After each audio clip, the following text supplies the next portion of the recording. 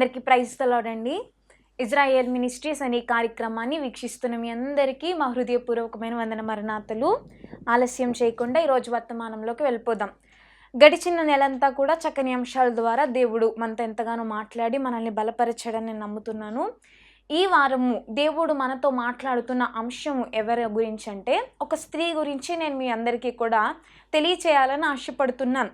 ఈమె గురించి చాలామందికి తెలియకపోతుండొచ్చు. ఎందుకంటే మనందరం కూడా కొద్దిమంది స్త్రీలని తరచుగా తలుచుకుంటూ ఉంటాం. కానీ కొద్దిమంది స్త్రీల్ని పరిశుద్ధాత్మ దేవుడు తన లేఖనాల్లో ఉంచాడు. కానీ కొద్దిసార్లు మాత్రమే వారి గురించి ప్రస్తావన మన మధ్యలో వస్తూ ఉంటుంది. వారిలో ఒక స్త్రీ, బలమైన స్త్రీ, పరిశుద్ధాత్మ దేవుడు ఆమెలో నుండి అనేకమైన లక్షణాలు మనము ధ్యానించే రీతిగా ఆమెను దేవుడు మన ముందుకు తీసుకొచ్చినట్లుగా మనం చూస్తూ ఉన్నాము. దేవునికి స్తోత్రం, హల్లెలూయా.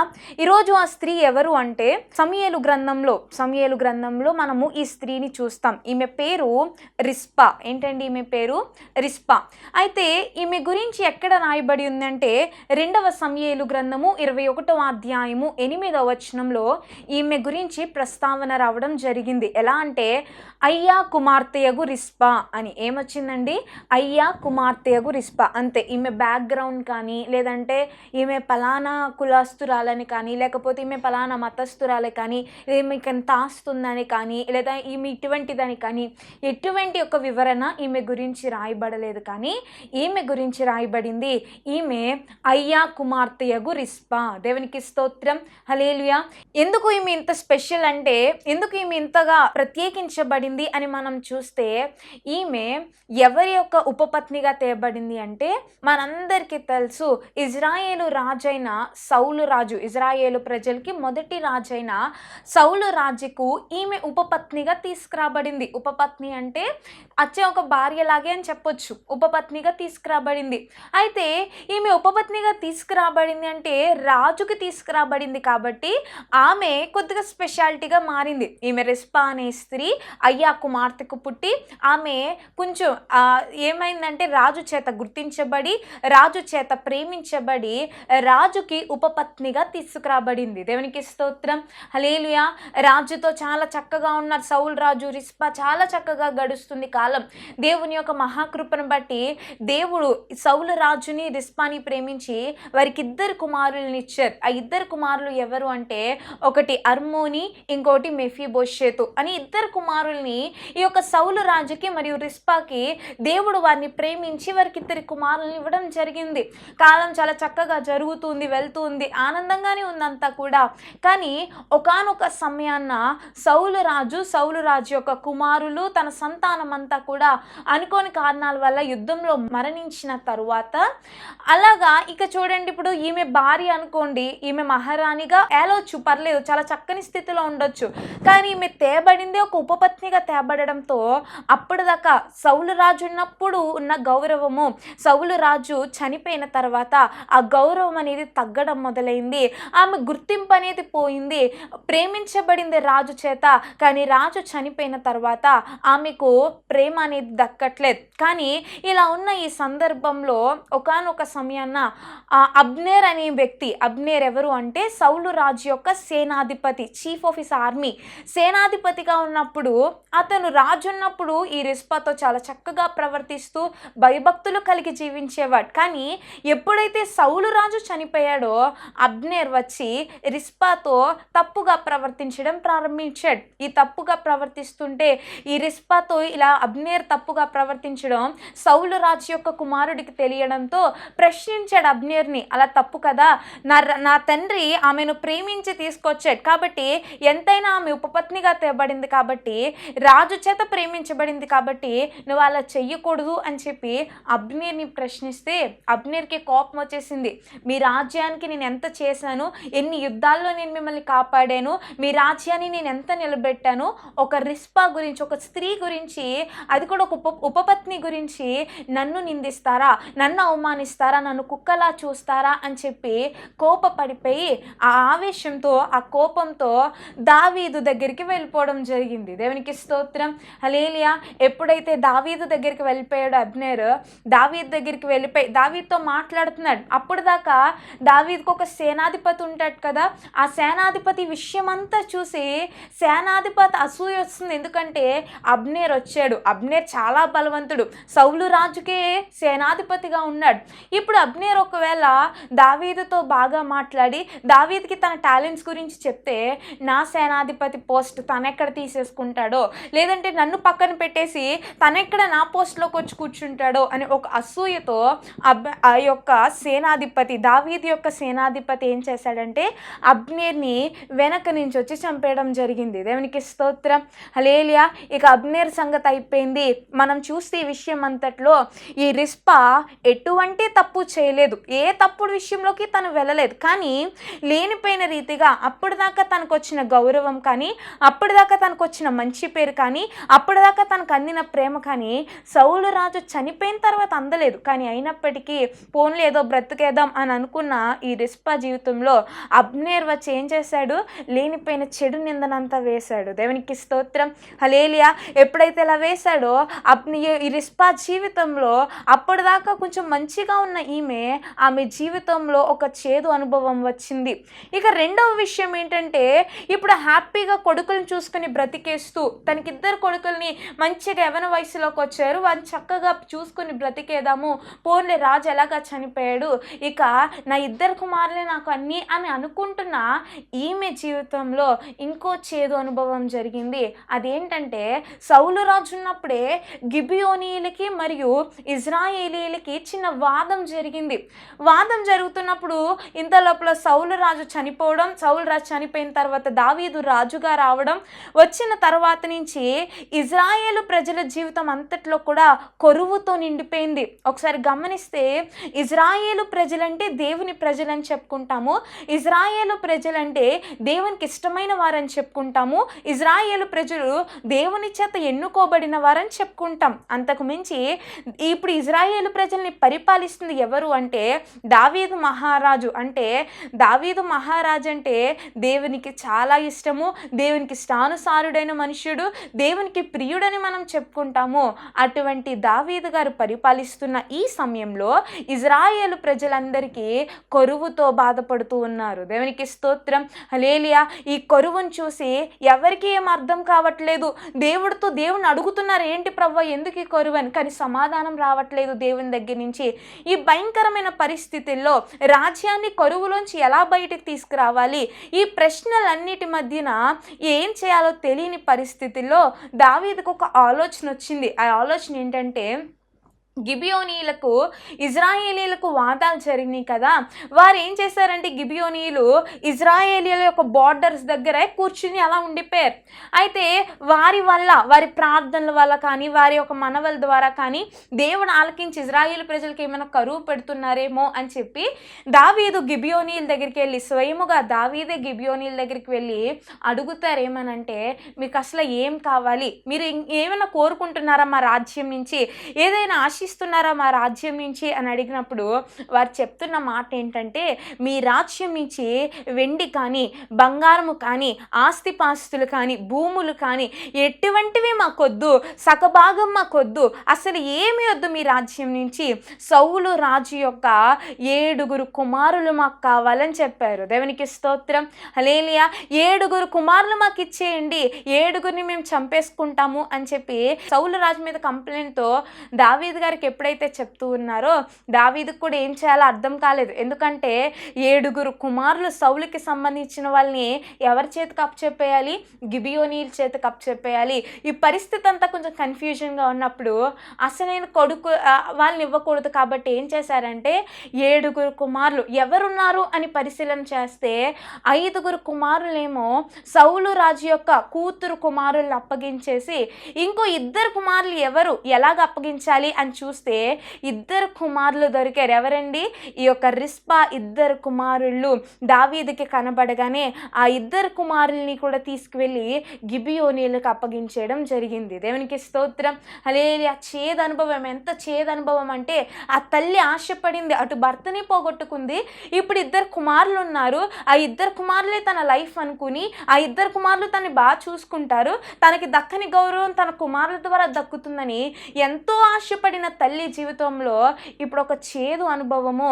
ఎందుకంటే తన 2 కుమారులు కూడా ఎటువంటి తప్పు చేయకుండా, ఎటువంటి చెడు మార్గంలోకి వెళ్లకుండా, ఎటువంటి తప్పు చేయకుండా అనవసరంగా వారు మరణ శిక్ష పొందుకుంటున్నారు. ఎందుకని చెప్పేసి ఈమె జీవితంలో 2 చేదు అనుభవాలు జరిగినాయి. దేవునికి స్తోత్రం. హల్లెలూయా. మొట్టమొదటి విషయం ఏమిటంటే ఈమెలో మనం నేర్చుకోవాల్సింది, ఈమె దుఃఖముతో నిండిన జీవితం. ఏ జీవితం అండి? ఈమె దుఃఖముతో నిండిన జీవితం. ఎటు చూసినా బాధే కనపడుతుంది. ఎందుకంటే ఆమెకంటూ చెప్పుకోవడానికి ఎవ్వరూ లేరు, ఏమీ లేదు. కానీ తన భర్త లేరు, తన పిల్లలు ఇప్పుడు మరణానికి వెళ్తూ ఉన్నారు. ఇప్పుడు తన జీవితం అంతా కూడా దుఃఖముతో నిండిపోయింది. మరొకటి చెప్పాలంటే, నా కుమారుని నేను ఎందుకు ఇవ్వాలి అని ప్రశ్నించే అధికారము కూడా ఈ రిస్పాకి లేకుండా పోయింది. తన కుమారుని కాపాడుకోలేకపోతుంది. దుఃఖముతో నిండిపోయింది. ఎవరికి చెప్పుకోవాలో తెలియక, ఏం చేయాలో తెలియక, తన కుమారుని ఎలా కాపాడుకోవాలో తెలియక, రేపు తన జీవితం ఏంటో తెలియక దుఃఖముతో నిండిపోయింది. దుఃఖముతో నిండిపోయిన జీవితాన్ని దేవుడు చూస్తాడు. దేవునికి స్తోత్రం. హల్లెలూయా. ఈరోజు మీరు ఏడుస్తుంటే మీ ఏడుపుకి భాష ఎవరికీ తెలియకపోవచ్చు. నేను ఏడిస్తే నేను ఎందుకు ఏడుస్తున్నానని నేను చెప్తేనే కానీ ఎవరికీ తెలియదు. కానీ ఒకవేళ మనం ఏడిస్తే కనుక ఆ కన్నీటికి ఒక భాష ఉంది. ఆ భాష మన యేసు ప్రభువు వారికి మాత్రమే తెలుసు. దేవునికి స్తోత్రం. హల్లెలూయా. మీ దుఃఖము, మీ బాధ, మీ హృదయం అంతా దుఃఖముతో నిండిపోయి ఉండొచ్చు.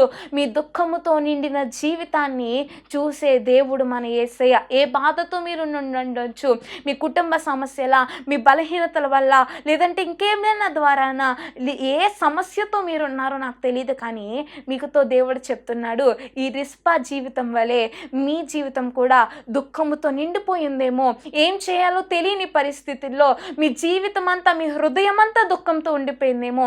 కానీ దేవుడు చెప్తున్నాడు, దుఃఖముతో నిండిన నీ జీవితాన్ని దేవుడు చూస్తూ ఉన్నాడు. దేవునికి స్తోత్రం. హల్లెలూయా.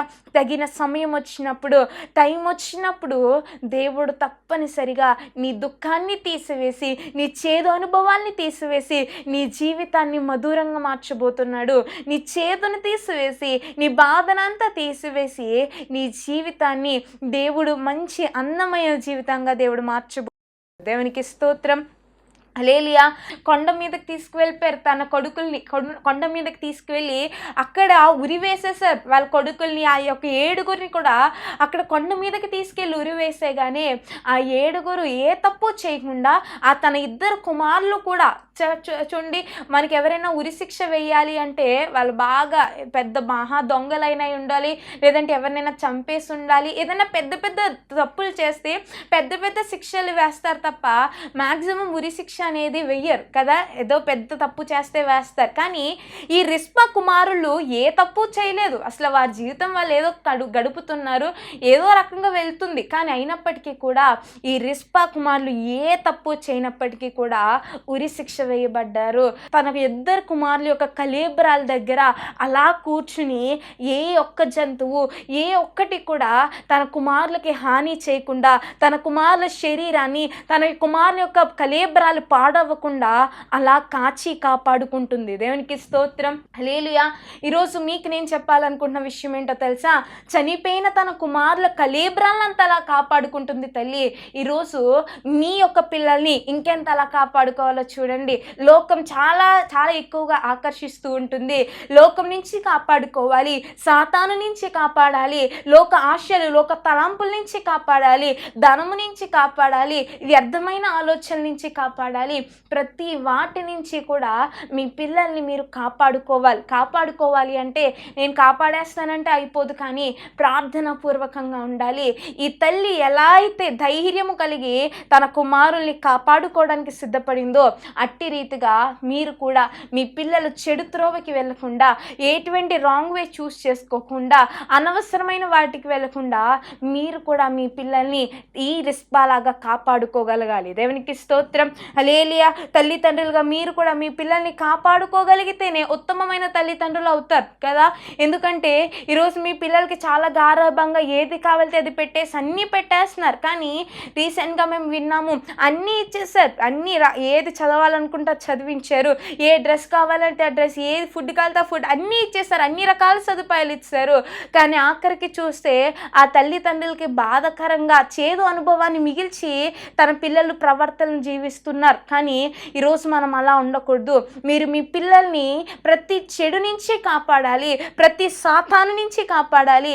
మీ పిల్లలకి ఒక కంచెను వేయాలి. దేవునికి స్తోత్రం. హల్లెలూయా. దేవదాస గారు ఒక చక్కని మాట అన్నారు, తల్లిదండ్రుల కన్నీరు పిల్లలకు కంచె వలె ఉంటుందంట. తల్లిదండ్రుల కన్నీరు, మీరు కార్చే కన్నీరు, దేవుని దగ్గర మీరు పెట్టే మొర, దేవుడు మీ పిల్లల చుట్టూ ఒక కంచె వేసేస్తాడు. పొలం చుట్టూ చూడండి, ఒక కంచె ఎంత ఇంపార్టెంటో, ఏ జంతువు కూడా తినకుండా ఆ కంచె ఎలా అయితే కాపాడుతుందో, మీ పిల్లల చుట్టూ కూడా ఒక కన్నీరు అనే కంచె వేస్తే ఎటువంటి దుష్టుడు మీ పిల్లల జోలికి రాకుండా, ఎటువంటి అపాయంలో మీ పిల్లలు పడకుండా, ఎటువంటి చెడు త్రోవలో మీ పిల్లలు వెళ్లకుండా, ఇదే కూడా ఈ యొక్క బలమైన కంచి, కన్నీరు కంచి కూడా అంత అలాగే కాపాడుతుంది. దేవునికి స్తోత్రం. హల్లెలూయా. 2 విషయాలు చెప్పుకున్నాము. మొదటిగా ఈమె దుఃఖముతో నిండిన జీవితం అని, రెండవదిగా తన యొక్క కుమారుల కళేబరాల్ని కాపాడుకుందని చెప్పుకున్నాము. ఇక మూడవదిగా ఈమె ధైర్యముతో కొండ మీద గడిపింది. ఏం చేసిందండి? ధైర్యంతో కొండ మీద గడిపింది. ఎంత ధైర్యం రావాలి! ఈ విషయాన్ని నేను ధ్యానం చేసినప్పుడు నేను అనుకున్నా, నిజమే, ఎంత ధైర్యం ఉండాలి. నార్మల్గా మనకి కరెంట్ లేకపోతే రూమ్లోకి రావాలంటేనే ఒక భయంగా ఉంటుంది. కానీ కొండ మీద ఎత్తైన ప్రదేశంలో, రాజ్యానికి దూరంగా ఆమె యొక్క, అది కూడా మామూలుగా కాదు, శవాల మధ్యలో అలా కూర్చుని పొద్దున్న సాయంత్రం ఉండాలి అంటే అది ఎంత భయంకరమైన విషయం అండి. ఎంత భయంకరం అసలు, ఎంత ధైర్యం కావాలి ఈమెకు. అంత ధైర్యంగా ఆమె ఏం చేసిందంటే తన కుమారుల కళేబరాల్ని కాపాడుకోవడం కోసం ధైర్యముగా కొండ మీద నిలిచింది. దేవునికి స్తోత్రం. హల్లెలూయా. ఈరోజు మనము కూడా ఏం చేయాలో తెలుసా? మీరున్న సమస్య, కొండ అంటే ఇక్కడ శ్రమలకి సాదృశ్యంగా కనబడుతుంది, సమస్యలకి సాదృశ్యంగా కనపడుతుంది, ఇబ్బందులకి సాదృశ్యంగా కనపడుతుంది. ఏ శ్రమ మీద మీరు ఉన్నారు, ఏ కష్టం మీద మీరు ఉన్నారు, ఏ ఇబ్బందుల మీద మీరు ఉన్నారు నాకైతే తెలియదు. కానీ ఈరోజు దేవుడు మీతో చెప్తూ ఉన్నాడు ఏంటో తెలుసా? కొండల మీద ఉన్న మీరు ధైర్యంగా దాని మీద పోరాడండి. ఈ రిస్పా కొండ ఎక్కి శవాల మధ్య ధైర్యంగా తన కుమారుల కళేబరాల్ని కాపాడుకుంది. ఈరోజు మీరు కూడా ఉన్న శ్రమని బట్టి కృంగిపోకూడదు, ఉన్న బాధని బట్టి ఏంటి ప్రవ్వా నాకేనా ఇన్ని సమస్యలు అని అనుకోకూడదు, లేకపోతే ఏంటి ప్రవ్వా ఒకటి తర్వాత ఒకటి వచ్చేస్తూనే ఉంటుంది నా మీదకి ఏంటి అనే ప్రశ్న దేవుడిని మనం వేయకూడదు. కానీ వచ్చిన ప్రతి దానిని బట్టి కూడా మనం నిరీక్షణ కలిగి ఎదురు చూస్తే దేవుడు తప్పనిసరిగా ఒకానొక సమయాన కార్యం మన జీవితంలో చేస్తాడు. దేవునికి స్తోత్రం. హల్లెలూయా. ఇంకొక గుడ్ న్యూస్ చెప్పాలి అంటే, ఈ యొక్క రిస్పా ఏం చేసిందంటే గోనె పట్ట ధరించుకుని తన యొక్క కుమారుల కళేబరాల దగ్గర ఎంతగానో అంగలారుస్తూ అలాగే కొండ మీద ఉన్నప్పుడు, గోనె పట్ట కట్టుకోవడం అంటే దీనత్వానికి సాదృశ్యము. అయితే ఈ గోనె పట్ట కట్టుకుని, గోనె పట్టను ధరించుకుని ఈమె ఏం చేస్తుందో తెలుసా? అలా అంగలారుస్తున్నప్పుడు తన దీనత్వాన్ని బట్టి కొండ మీద ఉన్న రిస్పా గురించి రాజైన దావీదుకి తెలిసిపోయింది. దేవునికి స్తోత్రం. హల్లెలూయా. కొండ మీద ఉన్న రిస్పా తన దీనత్వం కలిగి ఎంతైతే భక్తి చేస్తుందో, అక్కడ ఎంతైతే అంగలారుస్తుందో, ఎంత దీనత్వం అయితే తను ధరించుకుందో, ఆ బాధ, ఆ ప్రతీది కూడా రాజైన దావీదు దగ్గరికి వెళ్ళిపోయింది. దావీదే కదిలి వచ్చాడు. దేవునికి స్తోత్రం. హల్లెలూయా. ఈరోజు నేను మీకు ఒక శుభవార్త చెప్పనా? మీరు ఏ బాధలో ఉన్నారు, ఏ శ్రమలో మీరు ఉన్నారు, మీరుండే దీనత్వాన్ని బట్టి, మీరు కన్నీరు కార్చే మీ బాధని బట్టి, మీ సమస్యని బట్టి ఈరోజు మన దేవుడే కదిలి రావడానికి సిద్ధంగా ఉన్నాడు. దేవునికి స్తోత్రం. హల్లెలూయా. ఈరోజు మీరు ఏ బాధలో ఉన్నారో నాకైతే తెలియదు, కానీ మీరున్న బాధలోని దీనత్వం కలిగి మిమ్మల్ని మీరు తగ్గించుకుని మీ బాధని నిజముగా దేవునికి చెప్తే మీ స్వరాల్ని దేవుడు వినడానికి ఈరోజు సిద్ధంగా ఉన్నాడు. దేవునికి స్తోత్రం. హల్లెలూయా. వింటాడండి ఖచ్చితంగా. మన దేవుడు వినే దేవుడు. హన్నమ్మ గారు దుఃఖముతో నిండిపోయింది ఆమె జీవితము. ఏం చేయాలో తెలియట్లేదు, శ్రమలో ఉన్నారు ఆమె. కానీ ఆమె జీవితాన్ని ఆమె ప్రార్థన చేసి దీనత్వాన్ని ధరించుకుని ఆమె తన్ని తాను తగ్గించుకుని చేసిన ప్రార్థన దేవుడు విని వెనువెంటనే అన్నమ్మ గారికి ఉత్తరం ఇచ్చాడు. అబ్రాహాం గారు సారమ్మ గారిని రాజు ఎత్తుకుపోయాడు. ఏం చేయాలో తెలియని పరిస్థితి, దేవుడి మీదే ఆధారపడి వచ్చేసాడు. ఇప్పుడు ఇతను శ్రమల్లో ఉన్నాడు, ఇతను కొండ మీద ఉన్నాడు. ఇప్పుడు ఏం చేయాలో తెలియని పరిస్థితిలో తన్ని తాను తగ్గించుకుని దీనత్వాన్ని ధరించుకుని అతను కూడా ప్రార్థన చేస్తున్నాడు. దేవుడు అక్కడ గొప్ప కార్యం చేశాడు. మోషే గారు భయంకరమైన శ్రమలు, ఎందుకంటే రాణి యొక్క కుమారుడిగా ఉండి ఎన్నో రాజభోగాలు అనుభవిస్తూ సకల విద్యా ప్రావీణ్యుడిగా ఎన్నో రకాలుగా ఆయన ఎంజాయ్ చేయొచ్చు, కానీ అలా ఉండలేదు. కానీ తన్ని తాను తగ్గించుకుని దేవుని కోసం వచ్చినందుకు ప్రతి క్షణము నిందలు అనుభవిస్తూనే ఉన్నారు. ఏదో ఒక నింద, ఏదో ఒక అవమానం ఆయనకు వస్తూనే ఉంది. కానీ అయినప్పటికీ కూడా ఈ మోషే గారు ఎప్పుడూ కూడా తన్ని తాను తగ్గించుకుంటూ దీనత్వాన్ని ధరించుకుని శ్రమలలో దేవునికి ప్రార్థించాడు. కాబట్టి దేవుడు వెనువెంటనే మోషే గారికి ఉత్తరం ఇచ్చాడు. దేవునికి స్తోత్రం. హల్లెలూయా. అంతేకాదని ఇంకా ఎంతో మందికి సౌలుగా ఉన్నప్పుడు ఇతనికి ఎంత చక్కని అంటే రాజులు ఎంతో మంది బోల్డంత డబ్బు ఇచ్చి బోల్డంత గౌరవం ఇచ్చి చెప్పేవారు. అక్కడ అదికో క్రైస్తవులు ఉన్నారు, వెళ్ళి చంపేయంటే సౌలు వస్తున్నాడంటే చాలా అందరికీ భయం వేసేసేది. సౌలు ఇక్కడ బయలుదేరాడంటే చాలు అందరూ అక్కడ భయంగా ఉండేవారు. అంత పవర్ ఉంది, అంత అథారిటీ ఉంది. కానీ అయినప్పటికీ కూడా సౌలు ఎప్పుడైతే అవన్నీ విడిచిపెట్టి పౌలుగా మార్చబడ్డారో ఆయన వెళ్ళిన ప్రతి చోట నిందలే, ఆయన చేస్తున్న ప్రతి సువార్తల అవమానాలే ఎన్నెన్నో వచ్చినాయి. ఆఖరికి ఆయన దేవుని కోసమే హతసాక్షి అయిపోయారు. గల కారణం ఏంటో తెలుసా? దేవుని యొక్క శ్రమల్లో ఉన్నా కూడా తన్ని తాను తగ్గించుకుని దేవుని మీద ఆధారపడ్డారు. కాబట్టి దేవునికి స్తోత్రం. హల్లెలూయా. వీళ్ళే కాదండి, తిమోతి గారు కానీ ఇంకా ఎంతో మంది భక్తులు ఉన్నారు. వాళ్ళందరూ కూడా చేసిన మంచి పని ఏంటో తెలుసా? శ్రమలలో ఉన్నప్పుడు వారిని తగ్గించుకుని దీన మనస్సు కలిగి దేవునికి ప్రార్థించారు. కనుకనే ఆ శ్రమలలో దేవుడు ఒక గొప్ప అద్భుతాన్ని వారి జీవితంలో చేశాడు. ఈరోజు మీరు ఏ శ్రమలో ఉన్నారు, ఏ కష్టంలో ఉన్నారు, అది ఎటువంటి శ్రమ అయినా కావచ్చు, దేవుడు చెప్తున్నాడు దీన మనస్సు కలిగి మిమ్మల్ని మీరు తగ్గించుకుని ఈ రిస్పా ఎలా అయితే గడిపిందో అట్టి రీతిగా మీరు కూడా ఉండగలిగితే, నిరీక్షణతో సమాధానం కోసం ఎదురు చూడగలిగితే దేవుడు తప్పనిసరిగా మీ మధ్య అద్భుత కార్యము చేస్తాడు. దేవునికి స్తోత్రం. హల్లెలూయా. ఇక 4వ విషయం ఏంటో తెలుసా? దావీదుకు తన కర్తవ్యాన్ని గుర్తు చేసింది. దావీదు చేయాల్సిన పని ఒకటి ఉంది, అది ఏంటో గుర్తు చేసింది. ఏంటంటే సౌలు రాజు చనిపోయారు, అది మనందరికీ తెలిసిన విషయమే. అయితే సౌలు రాజు చనిపోయినప్పుడు తన యొక్క శరీరము తన బాడీ అంతా కూడా ఇజ్రాయేలీలు ప్రజల దగ్గర పాతి పెట్టబడలేదు. అంటే తన శరీరము తనదంతా కూడా ఆ యుద్ధం చేసిన వాళ్ళే తీసుకువెళ్ళిపోయారు. ఇంకా సౌలు రాజు బాడీ కానీ ఈ యొక్క ఇజ్రాయేలు ప్రజల దగ్గర లేదు. తన రాజు యొక్క శరీరము తన రాజ్యంలో ఉండాలి, కానీ అలా లేదు. కానీ ఎప్పుడైతే అలా లేదో ఈ యొక్క దావీదుకు అప్పుడు గుర్తుకొచ్చింది ఏమనంటే ఈ రిస్పా కలిగిన దీనత్వాన్ని బట్టి, చేసిన ప్రార్థనని బట్టి, ఈమె కలిగిన అంగలార్పును బట్టి తను చెయ్యవలసిన పనిని గుర్తుకొచ్చింది. వెనువెంటనే వెళ్ళాడు. సౌలు రాజు యొక్క కుమారుల యొక్క శరీరాల యొక్క ఎముకలన్నీ కూడా తీసుకొచ్చి వెంటనే గ్రాండ్గా అక్కడ ఏం చేశాడంటే సమాధి కార్యక్రమాన్ని పూర్తి చేశాడు. అంటే అప్పటిదాకా సౌలు రాజు బాడీ ఎక్కడుందో కూడా ఎవరికీ తెలియదు, ఏదో అయిపోయింది అనుకున్నారు. అంతే, సౌలు రాజు చనిపోయాడు, ఇంకో రాజు వచ్చేసాడు, అయిపోయింది. కానీ సౌలు రాజు యొక్క శరీరము పాతి పెట్టబడాలని, తన రాజ్యంలోనే ఉండాలని, తన యొక్క కుమారులు ఏ తప్పు చేయకుండా చంపేశారని చెప్పి తన యొక్క కుమారులకి చక్కని రీతిగా ఆ యొక్క కార్యక్రమాలన్నీ కూడా జరగాలి అని చెప్పి తన తల్లి ప్రయాసపడింది. ఆ ప్రయాసానికి గుర్తింపుగా దేవుడు ఏం చేశాడో తెలుసా?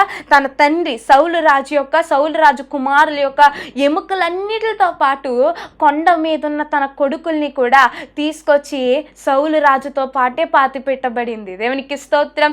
హల్లెలూయా. ఒక చక్కగా ఎందుకు ఎందుకు పనికిరాని అనాది శవాల్లా వదిలేశారు, ఏం వేస్ట్గా అలా పక్కన పడేశారు. కానీ తన తల్లి కార్చిన కన్నీరు, తన తల్లి ధరించుకున్న దీనత్వాన్ని బట్టి దావీదుకు తను చేయవలసిన కర్తవ్యం గుర్తుకొచ్చింది. ఎప్పుడైతే ఇలా జరిగి అన్నీ కూడా కార్యక్రమాలు పూర్తి చేసి ఎప్పుడైతే ఇలా జరిగిందో వెంటనే ఇజ్రాయేలీలలో ఉన్న కొరువు తగ్గడం మొదలైంది. దేవునికి స్తోత్రం, హల్లెలూయా. 5వ విషయం ఏంటో తెలుసా? ఇజ్రాయేలు ప్రజలలో కరువు తగ్గడానికి పరోక్షంగా ఈమె కారణమైంది. అంటే వెనక నుండి తనేం ఫ్రంట్కి వచ్చేలేదు, కానీ వెనక నుండే ఆమె చేసిన ప్రార్థన, ఆమె అంగలార్పులు, ఆమె ఏడ్చిన ఏడ్పులు, ఆమె ధరించుకున్న దీనత్వము, ఆమె అక్కడ ఉన్న తగ్గింపును బట్టి ఏం చేశారంటే దేవుడు ఆ యొక్క ఇజ్రాయేలు ప్రజలలోనే కరువు తగ్గడానికి కార్యం చేశాడు. దేవునికి స్తోత్రం, హల్లెలూయా. రాజ్యం అంతా హ్యాపీగా భోజనం చేస్తుందంటే, హ్యాపీగా అన్ని రకాల సదుపాయాలు ఉన్నాయి అంటే, రాజ్యంలో అందరూ సుఖంగా ఉన్నారు అంటే గల కారణం ఏంటో తెలుసా? రిస్పా తన్ని తాను తగ్గించుకొని ఆ కొండ మీద చేసిన ప్రార్థన. ఈరోజు మీరు కూడా మీ కుటుంబంలో ఎటువంటి కరువుతో ఉన్నారు, కరువు అంటే సమస్య, ఏ సమస్యతో మీరున్నారో కానీ మీరు చేసే ప్రార్థన ఆలకించే దేవుడు పరోక్షంగా మిమ్మల్ని నిలబెట్టి దేవుడు ఖచ్చితంగా మీ జీవితంలో ఉన్న కరువుని దేవుడు తీసేయబోతున్నాడు. ఆమేన్. కాబట్టి ఎప్పుడు తీస్తాడో తెలుసా మన జీవితంలో కరువుని? ఈ రిస్పా లాగా మనం కూడా శ్రమలు అనే కొండ మీద ఉన్నప్పుడు బాధపడిపోయి కష్టపడిపోయి బాబోయ్ నా వల్ల కాదని చెప్పేసి వేరే రాంగ్ స్టెప్స్ వేసేయకూడదు. కానీ ఆ సమయంలో నిరీక్షణ కలిగి ఎదురు చూస్తే తప్పనిసరిగా దేవుని కార్యాన్ని మనం చూస్తాము. దేవునికి స్తోత్రం, హల్లెలూయా. ఇక ఆఖరిగా 6వదిగా మనం చూస్తే రిస్పా అనే పేరు నాకు అర్థము మండుచున్న రాయి. నిజమే, ఈమె పేరు నాకు అర్థం తగినట్లుగా ఈమె జీవించింది. మండుతూ ఉంది ఈమె. ఎంతలా మండుతుంది అంటే తన కుమారులు చనిపోతున్నారు, ఏ తప్పు చేయకుండా తన కుమారుల యొక్క మరణాన్ని చూసి ఈమెలో ఒక మంట వచ్చింది. సౌలు రాజు తను ప్రేమించి ఎందుకు పక్కనున్న తనని ఆ యొక్క రాజ్యంలో ఒక విలువనిచ్చి తీసుకొచ్చి అంతా చేసిన సౌలు రాజు చక్కగా ఒక కార్యక్రమం కూడా జరగకుండా ఏదో వేరే రాజ్యంలో వేరే ప్లేస్లో తన్ని పాతి పెట్టారు అని చెప్పి తనలో ఒక మంట. ఇవన్నీ వచ్చిన మండుతున్న రాయి కింద ఈమె మండి ఏం చేసిందో తెలుసా? తనని, తన కుమారుల్ని, తన యొక్క భర్తని, వాళ్ళ కుమారుల్ని అందరినీ కూడా తీసుకొచ్చి తన రాజ్యంలోనే చక్కగా అన్ని కార్యక్రమాలు జరిగించి పాతి పెట్టేలా చేసింది. ఈరోజు మనం కూడా మండాలి, ప్రతి విషయంలో మండాలి. దేవునికి ప్రార్థిస్తున్నామా? మండాలి మనలో. దేవునికి పాటలు పాడుతున్నామా? దేవుణ్ణి స్తుతిస్తున్నామా? దేవుని సన్నిధికి వచ్చి పరిచర్య చేస్తున్నామా? ప్రతి విషయంలో మనము కూడా ఈ రిస్పా వలె మండుతున్న రాయి వలె మనము కూడా ఉండాలి. దేవునికి స్తోత్రం, హల్లెలూయా. చాలా మంది ఎలా ఉంటారంటే చూడండి, పొయ్యిలో ఏదైనా కొన్ని కర్రలు ఉండి అందులో ఒక కర్ర పెట్టండి, మండుతుంది అది బాగా. కొద్దిసేపు బయటకు తీసేస్తే అది ఎంత బాగా మండే కర్ర అయినా సరే అది కొద్దిసేపటికి ఆరిపోవడం మొదలు పెడుతుంది.